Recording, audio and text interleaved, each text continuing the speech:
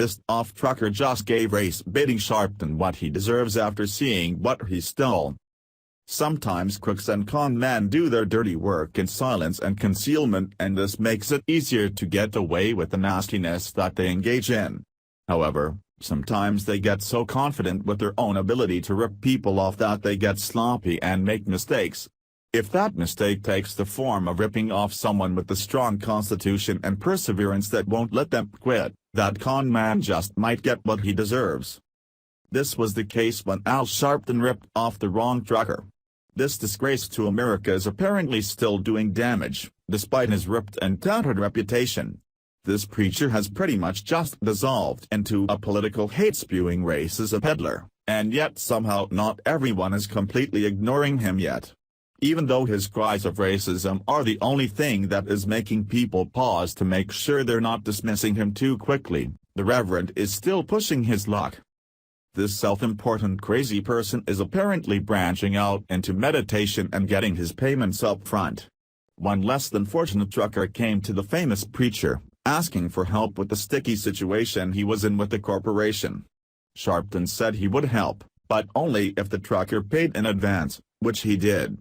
That turned out to be a bad move on his part, since Sharpton now claims to never have met his former client. USA Politics Today has more on this less than surprising story. The Reverend Al Sharpton is still up to his old traps, misleading cash from suckers sufficiently absurd to put their trust in him. Obviously, we as a whole recall that him from his time as a race baiter for a benefit, back amid past times worth remembering of Obama's People Group Coordinator administration. Sharpton is back in the news for defrauding a man who tragically asked him for offer assistance. The Arizona trucker, Reggie Anders Sr., is currently out of cash, to the tune of about $16,000 worth, which he gave over to Sharpton. Anders requested that Sharpton help him settle a discrimination dispute with Verizon that goes back to 2009, for which Sharpton requested a cold hard cash installment before he would do anything. Be that as it may, as per Anders, Sharpton never finished any of his guarantees. New York Post reports. He's a crook, he's a fraud, and that's all he is, complains Reggie Anders Sr., who sought out the Reverend Al Sharpton for help resolving a 2009 discrimination dispute with Verizon. He did not do anything he promised, Anders said Saturday by phone from Mesa, Arizona. Absolutely nothing. Anders reached out to Sharpton early last year on the advice of his own minister, the Reverend David Wade of Phoenix. Wade knew Franklin Richards, the chairman of Sharpton's National Action Network, and set up a meeting. Anders and his pastor flew east for the sit-down at NAN headquarters in Harlem in March 2015. Anders had no idea Sharpton would take his money and walk. "I thought he was an honest guy," Anders said of meeting Sharpton. "I thought he would do what he said he would do." Sharpton promised to go to bat for him against Verizon, a trucking client of Anders he had accused of discrimination and breach of contract in a federal suit that was dismissed in 2014.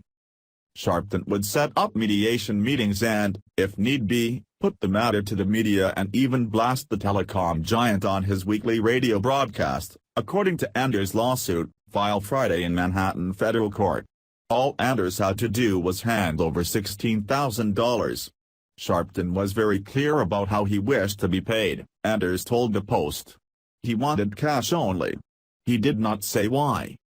But the Reverend was not clear at all about one thing, that Verizon and other major corporations had been paying Sharpton and NAN thousands of dollars in donations.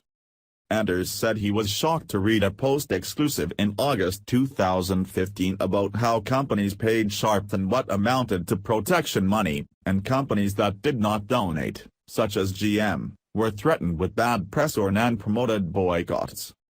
"I had no idea that he was in bed with Verizon," Anders told the Post. When Anders called to ask about the inaction on his case, and about the Post expose, Sharpton went ballistic, the trucker said.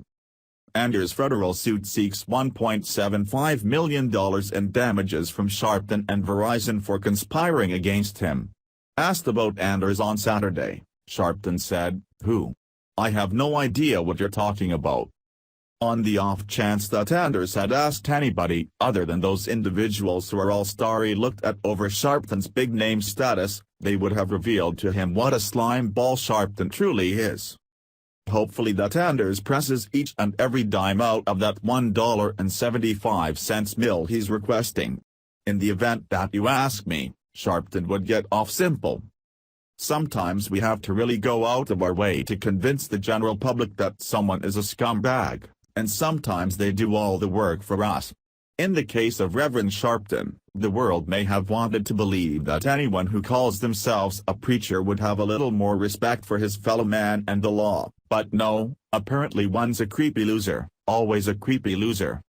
Perhaps paying out $1.75 million will make the slimy bottom feeder think twice about taking a hard-working man to the cleaners when they trust him for help. Share if you're ready to see Sharpton pay for his crimes. Thanks for watching. Please subscribe Breaking News 365 channel. Goodbye and see you again.